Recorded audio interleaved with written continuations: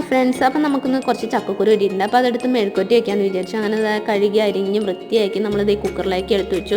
അതിനകത്തേക്ക് കുറച്ച് മഞ്ഞൾപ്പൊടി, ആവശ്യത്തിനുള്ള ഉപ്പ്, അത് വേകാൻ ആവശ്യമായിട്ടുള്ള വെള്ളം, കുറച്ച് വെള്ളം ഒഴിച്ചു കൊടുത്തത് കുക്കറിൽ വെച്ചു. അതിനുശേഷം ഒരു വിസിലടിപ്പിച്ച് നമ്മളത് മാറ്റി വെച്ചു. അതിനകത്തേക്ക് 2 സവാള, പച്ചമുളക്, കറിവേപ്പില ഇത്ര എടുത്തിട്ടുണ്ട്. ചട്ടി ചൂടായി എണ്ണ ഒഴിച്ച് കടുക് പൊട്ടിയതിന് ശേഷം സവാളയും പച്ചമുളകും കൂടെ വഴറ്റി കൊടുക്കുക.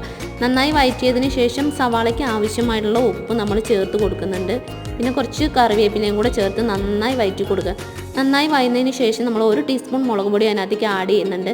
മുളക് പൊടി നന്നായി മൂത്തതിന് ശേഷം നമ്മൾ അതിനകത്തേക്ക് ആഡ് ചെയ്യുന്നത് കുരുമുളകും പെരിഞ്ചീരകവും കൂടെ പൊടിച്ചതാണ്. അപ്പോൾ ഓപ്ഷനിലാണ് മുളക് പൊടി, ആവശ്യമുള്ളവർ മാത്രം യൂസ് ചെയ്താൽ മതി.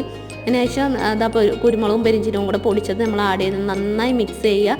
നന്നായി മിക്സ് ചെയ്തതിന് ശേഷം ചക്കക്കുരു നമ്മൾ അതിനകത്തേക്ക് ആഡ് ചെയ്ത് കൊടുക്കുക. അതിന് ശേഷം എല്ലാം കൂടെ ഒന്നും കൂടെ മിക്സ് ആയതിനു ശേഷം നമ്മുടെ ചക്കക്കുരു മെഴുക്കുവരട്ടി ഇവിടെ റെഡി.